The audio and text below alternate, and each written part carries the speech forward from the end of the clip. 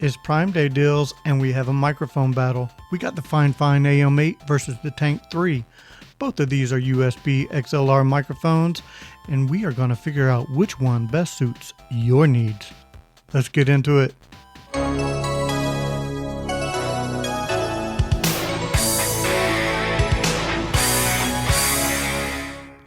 Alright, let's jump in the ring and start this battle. I am currently on the Fifine AM8 in USB mode, and while in USB mode you do get some features that you don't have while in XLR, such as RGB lighting. This is some very bright RGB lighting. The camera is not really picking it up as well as it is actually in real life, but you do have some RGB. You got a capacitive touch mute button on the microphone itself. And you saw that there was a red light on there that shows that you're muted. And on the bottom, you have your gain and your headphone monitoring right there.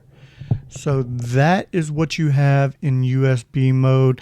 Now this is an all plastic build, so keep that in mind if you're choosing the AM8. I do think that this has really good sound right out the box.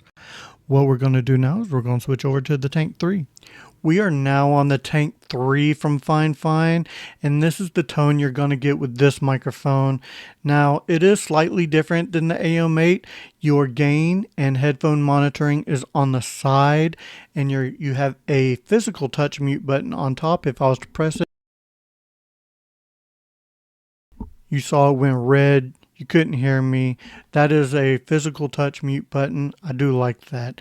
Now, this is all metal. It is built like a tank. And out of these two, I think that both of these have completely different sounds. And it all depends on which one you're going for. That is both of these in USB. Let's switch on over to XLR. Alright, now we are on the Tank 3 running in XLR mode, going through the Rodecaster Duo with zero processing, and this is the tone you're going to get.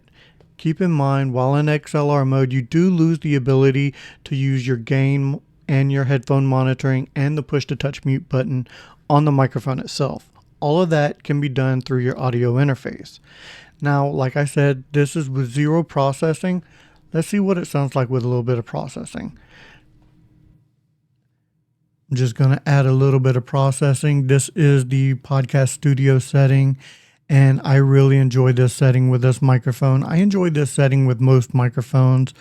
I do like to tinker with my microphone to get a little bit of a different sound, but this is the sound you can get with a little bit of processing. Let's jump on over to the AM8. All right, now we are on the AM8 from Fifine, running in XLR mode through the Rodecaster Duo. Zero processing, and this is the tone you're going to get.